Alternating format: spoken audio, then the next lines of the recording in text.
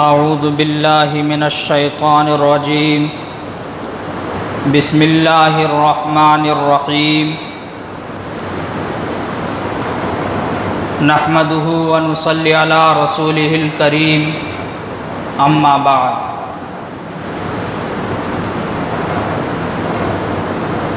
اللہ سے کرے دور تو تعلیم بھی فتنہ، اولاد بھی املاک بھی جاگیر بھی فتنہ، ناحق کے لیے اٹھے تو شمشیر بھی فتنہ، شمشیر ہی کیا چیز ہے نعرہ تکبیر بھی فتنہ۔ میرے محترم بزرگوں اور دوستو، اللہ رب العزت کا بے انتہا شکر و احسان ہے کہ اس نے ہم سب کو پھر ایک جگہ جمع فرمایا اور کچھ کہنے اور سننے کی توفیق عنایت فرمائی۔ حاضرین گرامی، اس وقت پوری دنیا کا مسلمان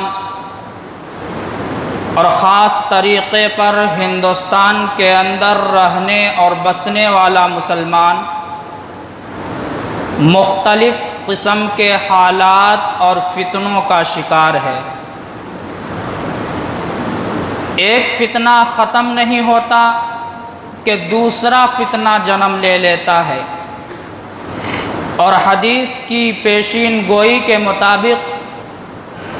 امت مسلمہ پر اس وقت فتنے بارش کے قطروں کے مانند برس رہے ہیں۔ آج کی اس مجلس میں جس فتنے کا تذکرہ کرنا چاہتا ہوں اور جس فتنے کی طرف آپ لوگوں کے ذہن کو مبذول کرانا چاہتا ہوں وہ ہے ارتداد کا فتنہ، اسلام سے پھر جانے کا فتنہ، مذہب اسلام کو چھوڑ کر دوسرے دھرم کو اختیار کر لینے کا فتنہ،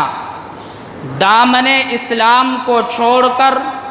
دامن کفر میں جا کر پناہ لے لینے کا فتنہ۔ اور یہ فتنہ خاص طریقے پر ہماری بہنوں اور بیٹیوں کے درمیان پیدا کیا جا رہا ہے اور دن بدن بڑھتا ہی جا رہا ہے۔ آئے دن ہم اور آپ اخبارات میں پڑھتے ہیں، میڈیا اور سوشل میڈیا کے ذریعے معلوم ہوتا ہے کہ فلاں جگہ فلاں بستی کی رہنے والی ایک مسلم بچی نے غیر مسلم لڑکے سے شادی کر کے مرتد ہو گئی، اسلام سے پھر گئی۔ اس طرح کی خبریں جب ہمارے اور آپ کے سامنے آتی ہیں تو یقیناً ہم سب کو تکلیف ہوتی ہے اور ہم سب کا دل چھلنی چھلنی ہوتا ہے، اور ایسا محسوس ہوتا ہے کہ یہ فتنہ خاص طریقے پر ایک منظم سازش کا حصہ ہے جو ہماری بہنوں اور بیٹیوں کے لیے تیار کیا گیا ہے۔ شادی کا لالچ دے کر، زندگی کو خوشگوار طریقے پر گزارنے کا لالچ دے کر، دنیاوی مال و زر کا لالچ دے کر ہماری بہنوں اور بیٹیوں کو ورغلایا جاتا ہے، اکسایا جاتا ہے، پھر شادی کا جھانسا دے کر اسے اپنے دامن فریب میں گرفتار کیا جاتا ہے، اس کے بعد اس کے ایمان کا سودا کیا جاتا ہے، اس کی عفت و عصمت پر ڈاکہ زنی کی جاتی ہے۔ سوال یہ پیدا ہوتا ہے کہ اس وقت جو پورے ہندوستان کے حالات ہیں، یہ حالات کیوں آئے؟ ارتداد کی کیا وجوہات ہو سکتے ہیں؟ جہاں اس کی بہت ساری وجوہات ہیں، ان میں سے ایک وجہ یہ بھی ہے کہ ہم نے اپنے بچے اور بچیوں کی صحیح تربیت نہیں کی، جس کی وجہ سے ہماری بچیاں مذہب اسلام کو چھوڑ کر، اپنے خاندان رشتہ دار کو چھوڑ کر دوسرا دھرم اختیار کر رہی ہیں۔ حاضرین گرامی، ہمیں اور آپ کو سمجھنا ہوگا کہ والدین کی اولین ذمہ داری ہوتی ہے، والدین کا اولین فریضہ ہوتا ہے اپنے بچوں کی صحیح تربیت کرنا، انہیں دین بتانا، اسلام بتانا، قرآن سکھانا، احادیث نبویہ کی تعلیم دینا، یہ والدین کی ذمہ داریوں میں سے ہے اور بچوں کے حقوق میں سے ایک حقوق ہے یہ بھی۔ یہی وجہ ہے کہ حضور اکرم صلی اللہ علیہ وسلم نے ارشاد فرمایا کل مولود یولد علی الفطرہ، کہ ہر بچہ مذہب اسلام پر پیدا ہوتا ہے، پھر اس کے والدین یا تو اسے مجوسی بنا دیتے ہیں یا نصرانی بنا دیتے ہیں یا وہ بچہ خود دوسرا دھرم اختیار کر لیتا ہے۔ حضور اکرم صلی اللہ علیہ وسلم کے اس فرمان کا مطلب یہ ہے کہ اگر والدین اپنے بچوں کی صحیح تربیت کرتے ہیں، بچے اور بچیوں کے دلوں کے اندر اللہ اور اس کے رسول کی محبت کو راسخ کرواتے ہیں، انہیں بتاتے ہیں دین اسلام کیا ہے، مذہب اسلام کیا ہے، انہیں قرآنی تعلیمات دلواتے ہیں، احادیث نبویہ کی تعلیمات دلاتے ہیں، تو وہ بچہ تو مذہب اسلام ہی پر باقی رہتا ہے۔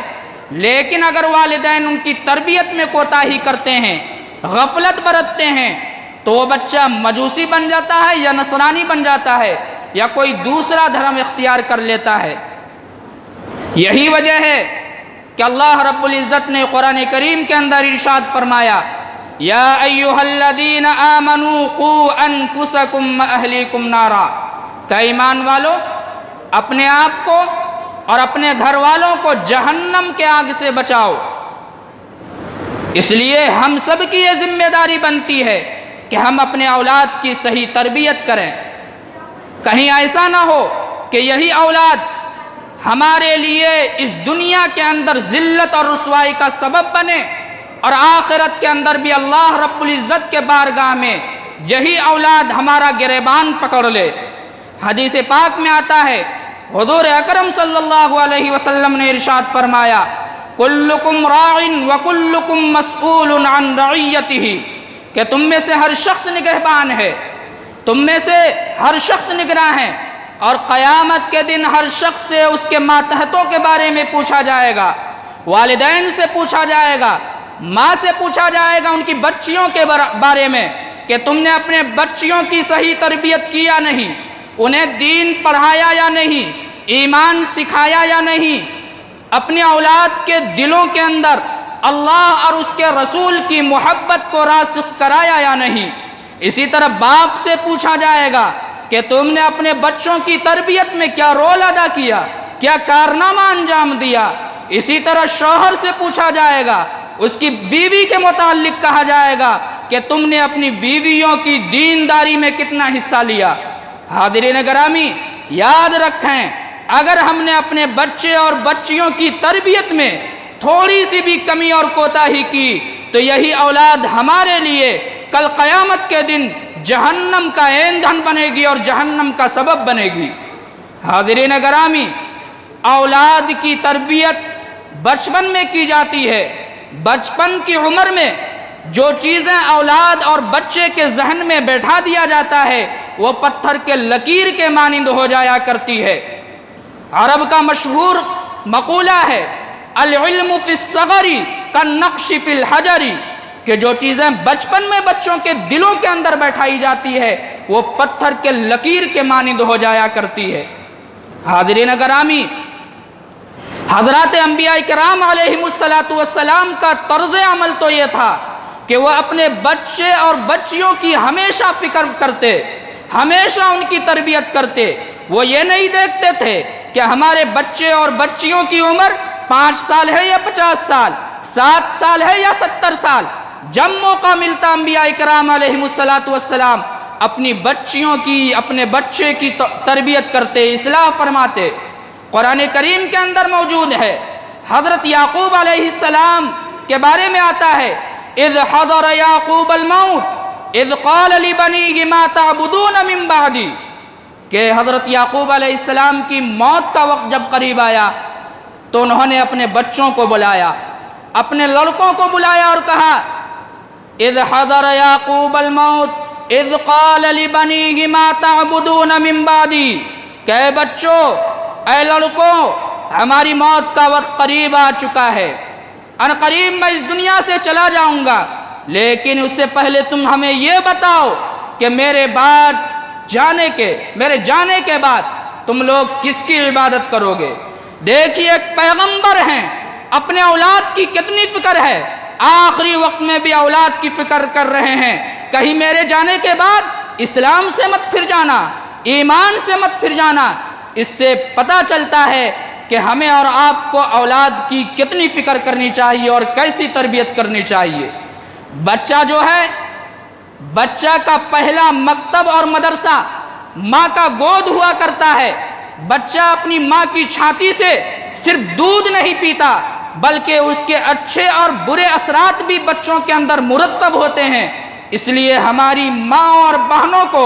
خاص طریقے پر اس بات کا خیال رکھنا چاہیے کہ ہم اپنی بچیوں کی ٹھیک اصلاح کریں، صحیح تربیت کریں، باوضو ہو کر انہیں دودھ پلائیں۔ حاضرین گرامی، اسی طرح حضرت ابراہیم علیہ السلام کا جب آخری وقت آیا تو انہوں نے اپنے لڑکوں کو بلایا اور ان سے کہا، قال یا بنی ان اللہ اصطفى لکم الدین فلا تموتن الا وانتم مسلمون، کہ میرے لڑکوں یاد رکھو اللہ نے تمہیں دین اسلام کے لیے منتخب کر لیا ہے، دین اسلام کے لیے چن لیا ہے۔ فلا تموتن الا وانتم مسلمون، یاد رکھو تمہاری موت بھی اسی حالت میں آنی چاہیے، تم مرو اس حال میں کہ تم مسلمان رہو۔ دیکھیے ایک انبیاء ہیں، نبی ہیں، کتنی فکر کر رہے ہیں اولاد کی۔ آج ضرورت اس بات کی ہے کہ جہاں ہم اپنے بچے اور بچیوں کو دنیاوی تعلیم دلاتے ہیں، اعلیٰ ڈگریاں دلوانے کے لیے فکر مند رہتے ہیں، یقیناً انہیں ڈاکٹر بنائیے، انجینئر بنائیے، پائلٹ بنائیے، اسی طرح گریجویٹ کرائیے۔ ہمیں ضرورت ہے اچھے ڈاکٹر کی بھی، اچھے انجینئرز کی بھی اور پائلٹ کی بھی ہمیں ضرورت ہے، لیکن ساتھ ساتھ اپنے بچوں کے دلوں پر قرآن کریم کی اس آیت کو نقش کر دیں، لکھ دیں، فلا تموتن الا وانتم مسلمون، کہ بچوں تم مسلمان ہو، اللہ نے تمہیں دین اسلام کے لیے منتخب کیا ہے، تم اس حالت میں مرو کہ تم مسلمان رہو، اور ساتھ ہی ساتھ یہ بھی بتائیں وَاعْبُدْ رَبَّكَ حَتَّى يَأْتِيَكَ الْيَقِينُ، کہ تم اللہ کی عبادت کرو، پروردگار کی عبادت کرو اس حال میں تمہاری موت آ جائے۔ حاضرین گرامی، اس وقت جو پورے ملک کے حالات ہیں، تقریباً ہندوستان کے ہر صوبے سے اور ہر صوبے کے ہر ضلع سے یہ خبریں آ رہی ہے کہ مسلم بچیاں ارتداد کی شکار ہو رہی ہیں۔ 1000 2000 10,000 اور 20,000 نہیں،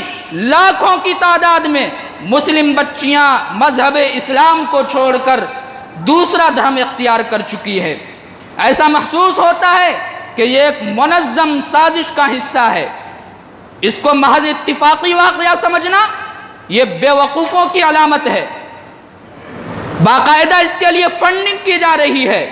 مال خرچ کیا جا رہا ہے، جماعتیں بنائی جا رہی ہے، ہماری بچیوں کو ورغلایا جا رہا ہے، اکسایا جا رہا ہے۔ تنظیمیں اعلان کر رہی ہے کہ اگر کوئی شخص مسلم بچیوں کے ذہن کو خراب کر کے ارتداد کا شکار بنا لیتا ہے تو اس کو اتنے پیسے دیے جائیں گے، مکانات دیے جائیں گے۔ ابھی احمد آباد کے قریب سے میرے ایک جاننے والے نے بتایا کہ ہمارے یہاں اس طرح کے واقعات روز ہو رہے ہیں، مسلم بچیوں کو گاڑیاں خرید کر دی جا رہی ہے، مہنگے موبائل فون خرید کر دیے جا رہے ہیں، اور اسی طرح لیپ ٹاپ خرید کر دیا جا رہا ہے، اور اس کے بدلے میں اس کے ایمان کا سودا کیا جاتا ہے، اس کی عفت و عصمت پر ڈاکہ زنی کی جاتی ہے۔ ان تمام تر واقعات کو سامنے رکھتے ہوئے اس کو محض اتفاقی واقعہ سمجھنا احمقوں اور بے وقوفوں کی جنت میں رہنا ہے۔ ہمیں سمجھنا ہوگا کہ معاملہ کہاں سے بگاڑا جا رہا ہے۔ آج سے کچھ سال پہلے لو جہاد کے نام پر جو ایک شوشہ چھوڑا گیا تھا پورے ملک کے اندر، اس کے پیچھے وہی ذہن کام کر رہی ہے۔ ہماری بچیوں کو ورغلایا جاتا ہے، ان کے ذہنوں کا استحصال کیا جاتا ہے اور پھر اسے استعمال کر کے پھینک دیا جاتا ہے۔ حاضرین گرامی، جہاں اس کے بہت سارے وجوہات ہیں، ان میں سے ایک وجہ تو یہ ہے کہ دینی تعلیم سے دوری۔ ہم نے اپنے بچوں کو نہیں بتایا کہ ایمان کیا ہے، اسلام کیا ہے۔ ہم نے اپنی بچیوں کو نہیں بتایا کہ عورت کے معنی ہی پردے کے آتے ہیں۔ ہم نے اپنی بچیوں کو ہم خود اپنے ہاتھ سے ایسے ایسے لباس خرید کر دیتے ہیں جس سے جسم کے ہر اعضاء عیاں ہوتے ہیں اور ظاہر ہوتے ہیں۔ بے پردگی کی شکار ہے ہماری بچیاں۔ ان میں سے ارتداد کی ایک وجہ یہ بھی ہے کہ آج کل شادیاں مہنگی ہو رہی ہے، جہیز کے نام پر کاروبار شروع ہو گیا ہے، جہیز کے نام پر ڈاکہ زنی ہو رہی ہے، لوٹ مار ہو رہا ہے، غریب والدین کے خون کو چوسا جا رہا ہے جہیز کے نام پر۔ اس وجہ سے بھی ہماری بچیاں ارتداد کی شکار ہو رہی ہے۔ اور ایک وجہ یہ بھی ہے کہ آج کل ہمارے معاشرے کے اندر عجیب عجیب رسوم نکل گئے ہیں، رسومات۔ ابھی پونا کالج کے ایک پروفیسر نے بتایا کہ اس کے کالج کی ایک ذہین اور ہونہار طالبہ ارتداد کی شکار ہو گئی۔ مسلم پرسنل لا بورڈ کے کچھ ذمہ داروں نے اس بچی سے بات کی تو پرسنل لا بورڈ کے ذمہ داروں نے کہا کہ اے بچی، تو ذہین بھی ہے، چالاک بھی ہے، تعلیم یافتہ بھی ہے، تو نے مذہب اسلام کو کیوں چھوڑ دیا؟ تو اس بچی نے جواب دیا کہ میرے گھر 23 گھرانے سے، الگ الگ گھر سے رشتے آئے، سب نے آ کر چائے پانی کیا، ناشتہ کیا، اور آخر میں یہ کہہ کر سب نے منع کر دیا۔ کسی نے کہا کہ ہماری بہو کے اندر یہ خوبیاں ہونی چاہیے، فلاں خوبی ہونی چاہیے، فلاں ہنر ہونا چاہیے، ان کا رنگ سانولا ہے، کسی نے کہا قد لمبا ہے، کسی نے کہا قد چھوٹا ہے۔ جب میری اپنی قوم کے لوگ، اپنے مذہب کے لوگ، اپنی جماعت کے لوگ نے اپنانے سے انکار کر دیا، اسی اثنا میں، اسی وقت میں ایک غیر مسلم گھرانے سے، اچھے گھرانے سے رشتہ آ گیا، ہم نے قبول کر لیا اور اسلام کو چھوڑ دیا۔ حاضرین گرامی، تھوڑی کمی اور بیشی ہمیں برداشت کرنی ہوگی اور اپنے بچوں کی صحیح تربیت کرنی ہوگی۔ اپنے بچیوں کو یہ بتانا ہوگا کہ ہمارے لیے آئیڈیل اور نمونہ یہ دنیا کی ننگی ننگی عورتیں نہیں ہیں جن کی دن کا پتہ نہیں کہ وہ کہاں وہ دن گزارتی ہے اور کہاں رات گزارتی ہے۔ ہمارے لیے آئیڈیل اور نمونہ حضرت فاطمہ ہیں، حضرت عائشہ ہیں، حضرت زینب ہیں، حضرت رقیہ ہیں۔ ان کو اپنا آئیڈیل اور نمونہ بنائیے۔ اللہ رب العزت ہم سب کو کہنے اور سننے سے زیادہ عمل کی توفیق عطا فرمائے۔ وما علینا الا البلاغ۔